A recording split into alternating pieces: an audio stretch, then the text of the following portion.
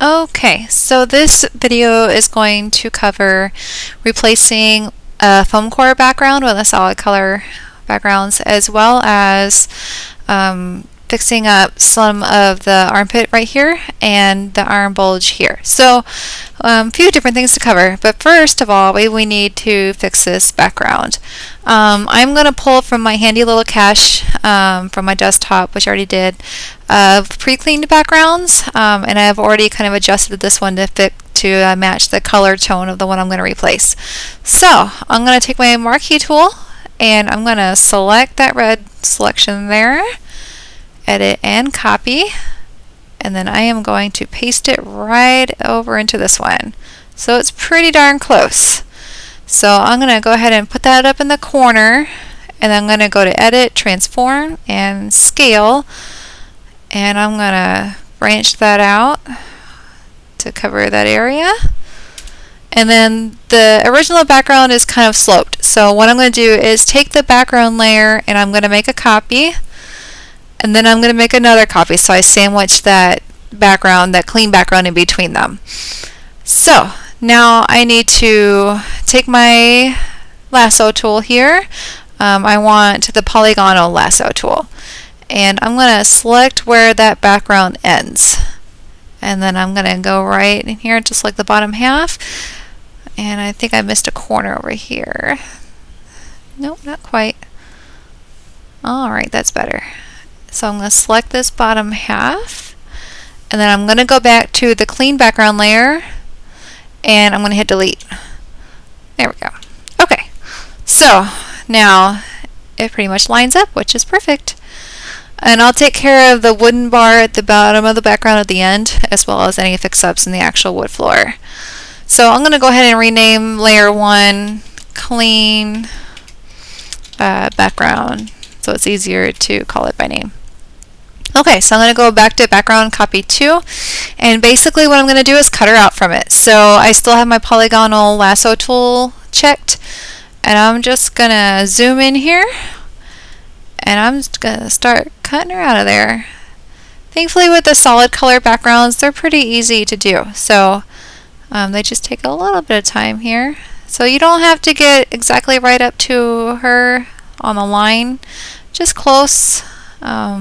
And then we'll use our eraser tool to fine-tune that at the end. So for now I'm just looking to get rid of the actual background. There we go. So she's got quite a feet of flyaway here, so I'm just going to go ahead and delete those along with the background. And then, like I said, we'll fine-tune that after we get rid of most of the background. There we go. Solid backgrounds are actually the easiest to get rid of flyaway hairs, which is nice. I like using the pre-cleaned backgrounds just because it makes everything a lot more uniform. So when you go to do another one, they pretty much all look the same, which is a good thing. So there's a lot of stray hairs down here, so I'm just going to kind of go around the edge of this here, and then I can fine-tune that later. Okay, so before my computer decides to deselect everything as it randomly tends to do, I'm going to go ahead and finish up this selected area. And as I zoom out, you'll be able to see I'm going to hit the delete key, and voila, much better. Control D to deselect, and I'm going to zoom back in to continue. There we go. This just makes it a lot easier than having to clone stamp out all of the markings and make it smooth and whatnot. So it just saves you so much time. And again, if you'd like, I can upload my folder of pre-cleaned backgrounds for you to utilize. I'd be more than happy to do that for you. There we go. Line that up. Oh, it's pretty close to the end there. Alright, and delete. I'm going to go in here, just along the edge. Since this is a smaller area, it's almost easier to use the marquee tool to get as close to line as you can. There we go. Getting there. That way you don't have to worry about trying to get in there with your brush. Okay, and delete. And then there was a spot here. Once you get rid of the entire background, you'll be able to adjust the shadowing on your new background a lot easier, because then you'll be able to see through. So I need to come in here. Yeah, I haven't gotten rid of that yet. So I'm going to cut this out.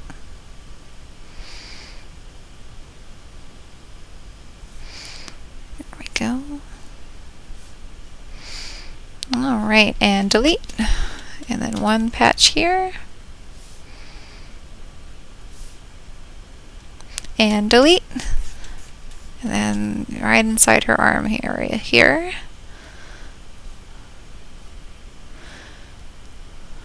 Alrighty. Again, there's some flyaway hairs in here. I'm just going to kind of cut those out. I don't know if I'm going to keep this big one or not. For now, I'll go ahead and leave it until I can look at the overall photo.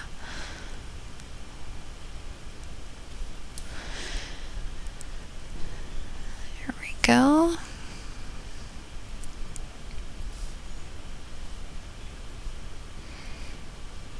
Alright, and delete. Okay. So this does look really funky in here. I'm going to go ahead and take out these flyaway hairs. They just look kind of out of place. Okay, and delete. There we go. That looks better. Okay, so now you can see a little bit of outline here. So now what I'm going to do is take my eraser tool and I'm going to reduce that quite a bit here, and brush size, and then opacity I want 100%, flow is 100%, and I'm just going to kind of go in and clean up around the edges here, and this will reduce that whole cutout kind of look. I always use the feathered edge. I'll show you in this video because it's extremely important. Never use the hard shell edge over here. You always want the feathered edge. It just makes it a lot cleaner looking and a lot more natural. There we go. Thankfully I was pretty close in matching the color of the original background, so this shouldn't be too hard. There we go. Just coming on through here. Right along the edge. The hair is going to be a little more tricky because there's a lot of poker outers here. Get rid of these.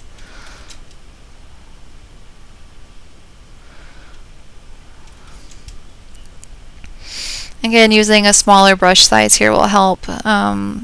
You can kind of move it in the crannies a little bit here to make it a little like actual hairs kind of still sticking out, but not so much that it's distracting. But it still makes it kind of a more natural hairline, rather than using a big brush and then it kind of looks like chunks are taken out, and that's never good. There we go. Go on the top of her head. Whoops, a little too much. Control Z will bring that back. That's your undo. Shortcuts are your best friend. Again, I am using Photoshop CS6. I'm pretty sure the shortcuts are the same in most of the versions. I've been using 4 and then 5 extensively, and now 6. So I don't think I've had to change too much in between.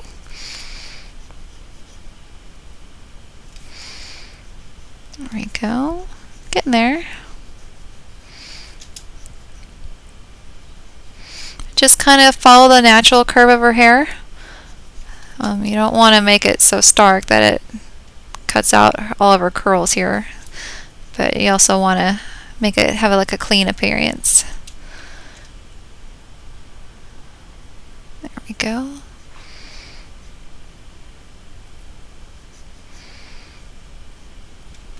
It's kind of like painting in a lot of ways.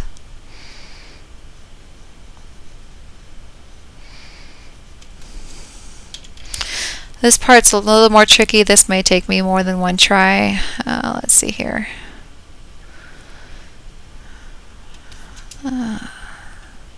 Just kind of eyeballing it as far as kind of The nice part too about I use a Wacom pen tablet is that you have different sensitivities. So even though my opacity is turned up to 100%, if I don't press all the way down, it does less than that. So I can kind of bring the original back or the new background kind of through in between those hairs there. And then actually I'm going to darken this just a bit on here to kind of help match it in. Yeah, there we go. There, that's better.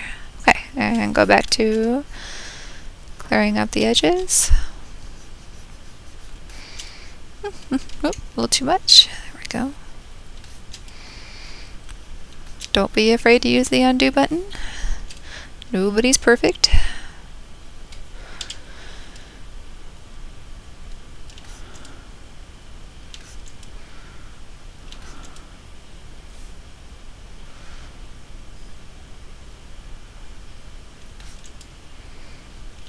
There we go. Again, it's matching pretty closely here, so I'm not having to do a whole lot of deleting, which is nice. Okay, kind of look in the crannies now. It's pretty good. Check in here, there's a little bit showing.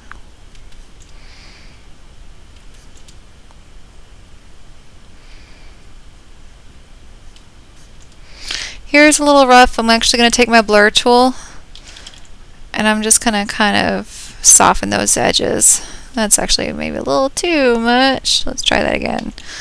Narrow down my brush here. There, that's better. Cool. Alright.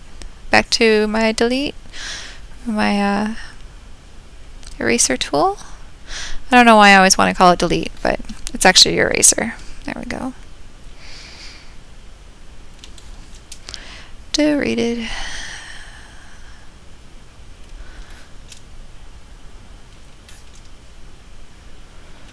Alrighty poo. Here we go. That's pretty good. Pretty good. Okay. Alrighty, so as you can see, we now have a completely clean new background. So now I'm going to kind of work in the shadows a bit. So I'm going to go to my burn tool here, expand the brush, and I kind of want to match the original as close as I can. So it's definitely darker over here on the left side. So I'm going to get kind of that thrown in, a little bit behind her head there. Generally the corners are a little darker. Cool. Looks pretty darn good. Alright, well, I'm going to leave it just like that. So, I'm going to do a little more fine tuning here with my delete key. Come on, Photoshop. There we go. Again, I apologize if there's any glitches in the video. My computer is kind of having a whopper of a time keeping up with both Photoshop and recording software, so if all of a sudden I pause or things stop for a second and then they boot back up, that's because Photoshop froze. So, apologies in advance, I'm sorry. Alright. So just kind of cleaning this up a little more. Again, even though it's a full body kind of shot, it's still nice to just get all the details, because you never know, maybe they want a close-up of that one photo anyways, so I like to cover all my bases. Okay, so this is still a little light down here, and that's actually the edge of my background, so I'm going to take my clone stamp tool and copy that down. Well, it might help if I change my opacity to 100%. There we go. It's a little better. Yeah, that's much better. Okay, good. Getting rid of that little bright red line there. That was pretty distracting.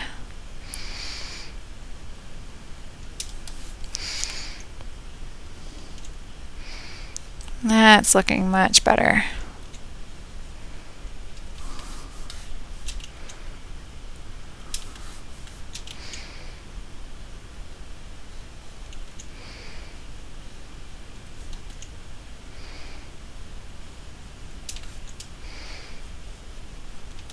Alrighty. Okay, so well, I'm gonna clean that little spot off the background. There we go. I'm picky. Okay, so now I want to fix up the wooden bar in between the background and the floor.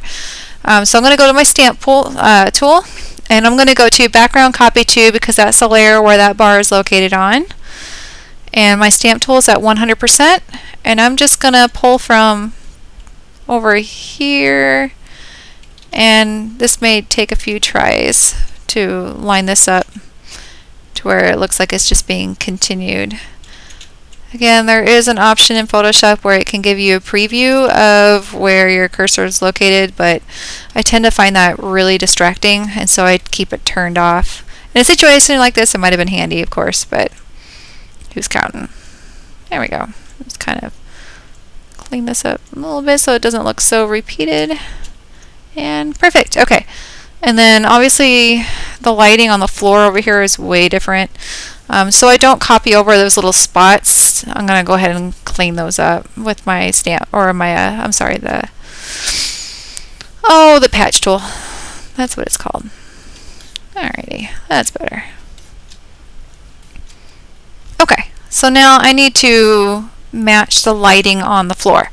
So I'm going to take from the left side here and just copy over to the right. Yeah, there we go. Made Joe better. Okay, pretty happy with that. And again, there's some highlighting on the floor down here too. I'm going to kind of clean that up a bit. This area at the bottom is going to be a little more difficult. When it blows it out like that, it's pretty significant. So yeah, it's not going to be quite as easy. Fortunately, matching wood floors is probably one of the more difficult things that you will do because you want to make sure the grain stays consistent as well as the direction of the grain. So that is better. Yeah, there we go. Okay. I'm happy with that. Alright, I'm going to change my opacity back to 100%. And now I'm going to do the wood on this side. It sounds so dirty. There we go. Alrighty. Just going to line this up until I can see that it matches. There we go. Just copy her over. It's not brain science, it's pretty darn easy. There we go. Copy over the wood floor there, and I can see there's a little tiny leg sticking out over here. You don't want to miss that one either. So, there we go. There. If my cursor seems a little jagged, it's because Photoshop's struggling to kind of keep up. So, sorry about that. Smooth out the background here.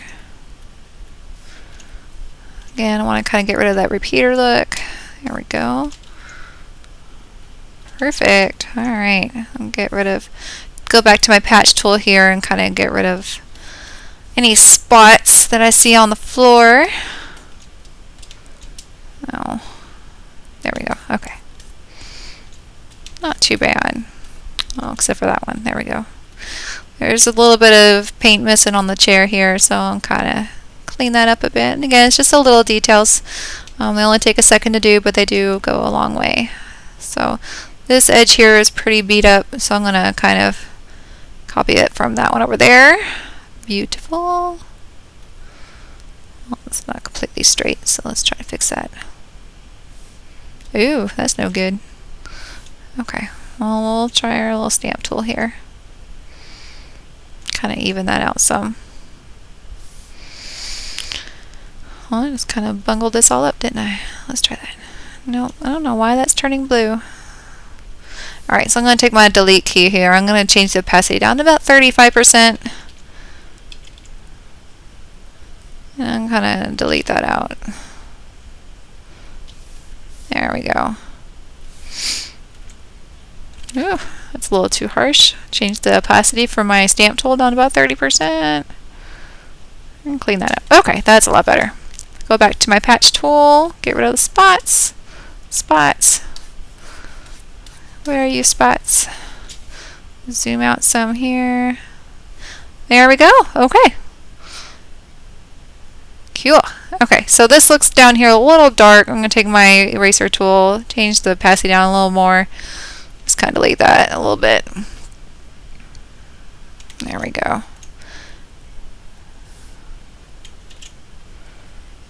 There we go. So it's not quite as much. Alright, that's good. So there we go. We have a complete background replacement from start to finish for the solid color backgrounds. So now I need to start the actual retouching of the model. So I'm going to make an actual retouch layer. So the background copy 2 is above the clean background. I'm going to merge those two. Merge down, and then I'm going to merge down the clean background to the background copy, and I'm going to rename that retouch. That just ensures that there's no deleted holes anywhere in the layers, so I'm working from a full solid layer background. Okay, so now I am fully ready to start retouching her. First, before I do any major fixes, I'm going to take out all the blemishes. That's always should be your first priority. Because when you go to fix other issues like slimming or whatnot, you don't want to copy over the blemishes and make even more work for you. So that's never good. There we go. Take some of the hairs, stray hairs from her arm. Hands look pretty good. Arms look pretty good. You can kind of see her veins showing up here. I tend to take those out. They're not very sightly. Okay, so up here is the armpit, which we are going to work pretty extensively on. I'm going to take out the lines around it for now, and then I'll come back and do the fine-tuning on that. I'm going to zoom on here. Always take out the necklines. Again, not very sightly, so we want to take those out. I am using the patch tool for all of my retouching. I use it 95% of the time. I only use the stamp tool for doing just finishing touches if I need to kind of smooth something down. So not very much. It just tends to blur out the textures and you just lose all that texture, and that's never good. Okay, so there's some stray hairs here on her neck too, so I'm just going to kind of take those out. I always check my work as I go along. I'm going to change over to the stamp tool here to kind of finish up her neck, kind of smooth it out just a bit. Just kind of blend those retouching marks there. Kind of smooth this out down here. There we go. Alright, go back to my patch tool. Finish this part out. There we go. Basically anything that looks like a blemish, you want to make sure you remove it. Just make sure it's not a freckle, because usually they like their freckles. Okay, now up here there's a stray hair going across her in the shadows. There's a blemish there. Overall, her skin's pretty darn good. I'm going to get rid of the shine on her nose right there. Basically just wherever I see dark spots. There we go. Really, she doesn't have any under eye issues, which is nice. I'm going to take the stamp tool and kind of soften underneath a little bit, but not too much. Alright, her forehead's a little rough here, so I'm just going to pull from the rough spots over into the smoother spots to kind of blend the two together. Few stray hairs, but not too bad. Kind of get rid of the shine here. Alright, I'm going to take my stamp tool, which is down to 25% opacity, and just kind of brush over her forehead here. There we go. Make sure the lighting's even. Alrighty, it's looking pretty good too. Okay. And like I said, I'm going to go under her eyes just a little bit, not too much. Especially with Asians, they have the under eye look a lot of the time, so you don't want to take that away, because you want to make sure they look like them. Okay. Looking pretty good here. Okay. I'm kind of zoom out here, looking back and forth. Looks good.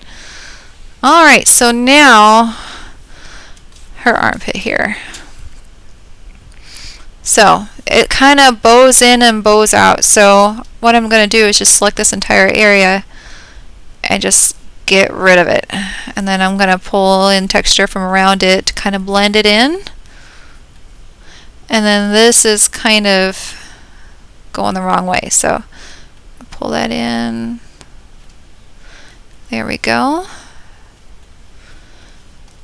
So it looks like it would be a lot of work, but it's really not that bad, as long as you know where to pull from.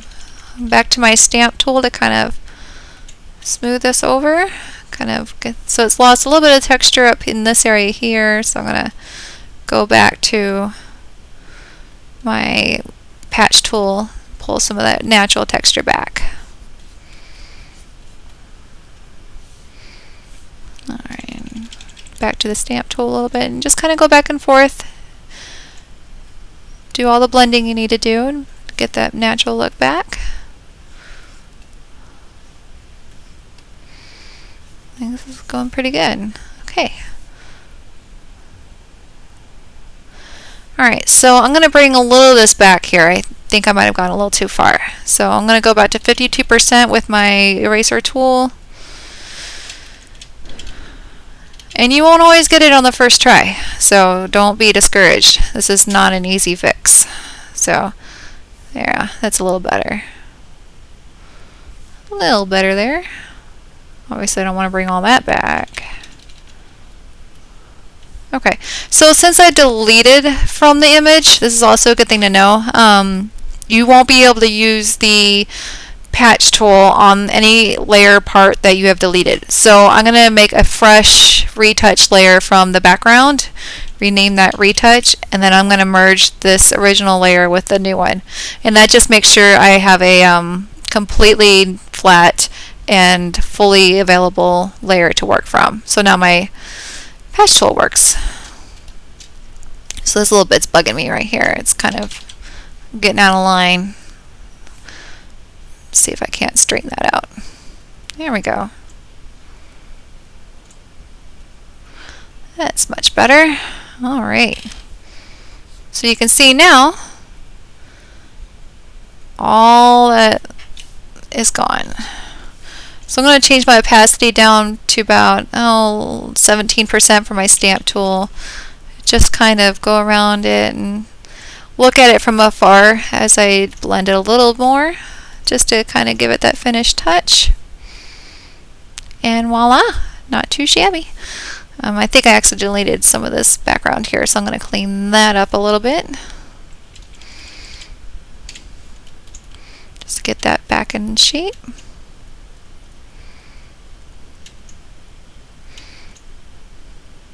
There we go. Alrighty. Okay. I think that's going to do it. Just a little tweaking here and there. But overall, I think we're okay. Okay. So there, we have a completely fixed armpit.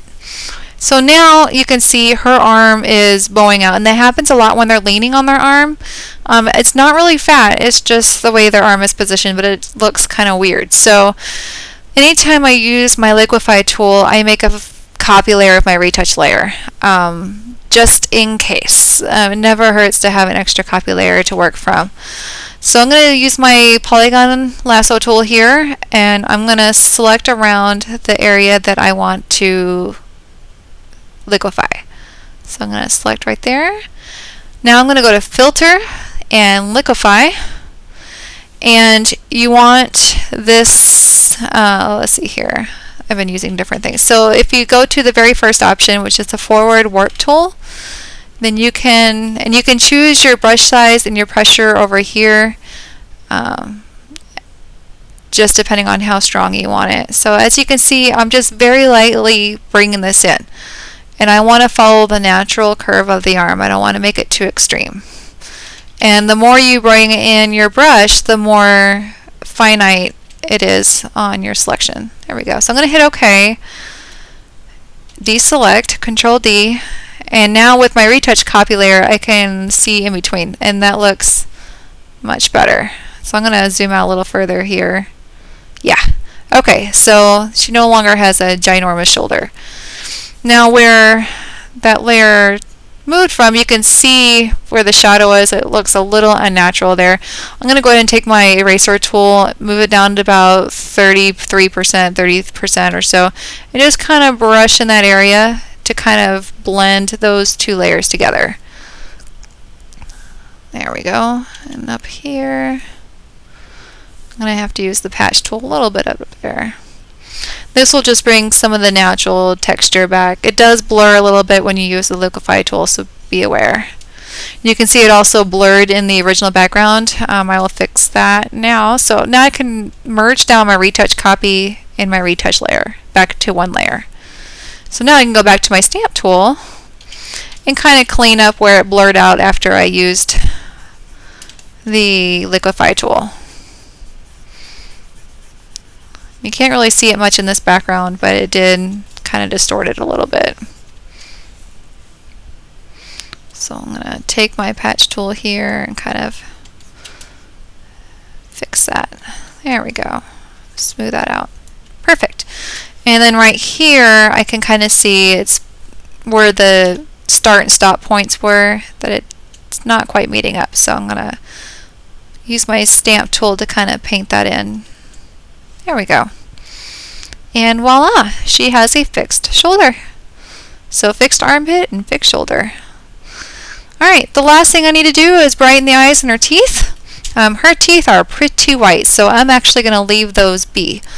Her eyes, they're already dark irises, so you don't need to brighten them too much, otherwise they won't look natural. So I'm just going to use just a little bit. It's probably not even going to make that much of a difference. I'm also using the wrong tool.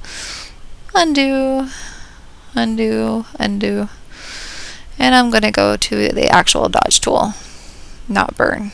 That's not what I want. So that's a little too much on the left eye, so I'm going to take my eraser tool here, kind of pare that down a little bit. Alrighty. Cool. I'm going to kind of look around the edges here. Her hair looks good. Okay. So as far as retouching goes, that's pretty much it. Now I'm just going to do the standard background enhancements. First is always your saturation. I have an action already made for that. I did explain how to make an action in one of my other videos. I believe it's the background enhancement video that I made for the outdoors. So I'm going to hit play. Excuse me. And kind of turn this on and off, and it kind of enhances it quite a bit with the red. Red's pretty sensitive, so I'm actually going to pare that down just a bit to about 10 instead of 15. Okay, then obviously I don't want her to be saturated, so I'm going to take my eraser tool. I'm going to go to 100%.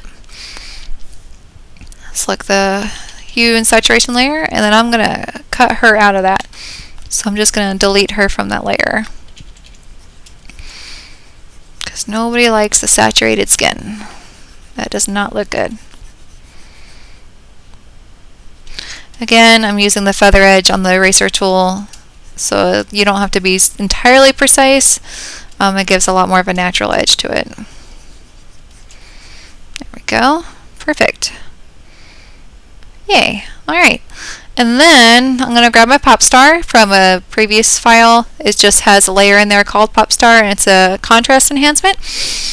I'm going to select that layer, and I'm going to drag and drop it into my other photo. Gives it a nice pop of contrast, but again, we don't want her contrasty, so we're going to delete her out from that layer as well. Especially in the whites, it blows them out, so you really don't want that. You want to be able to see the fabric in there. Alrighty. The last thing I want to do is make a burn. I actually have to remake this action because I kind of screwed up my last one. So I forgot to hit stop on it, and it closed my image without saving, so that was not fun. So we'll make a new one. I'm going to do new action. I'm going to call it vertical burn. There we go. And I'm going to hit record. So first I'm going to make a new layer, and I'm going to name that burn.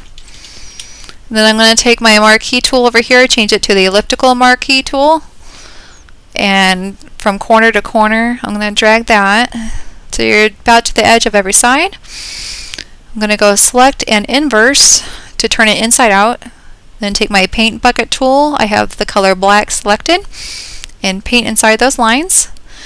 Control D will deselect that, and then I'm going to go to Filter, Blur, and Gaussian Blur. My default set at 247.9 pixels.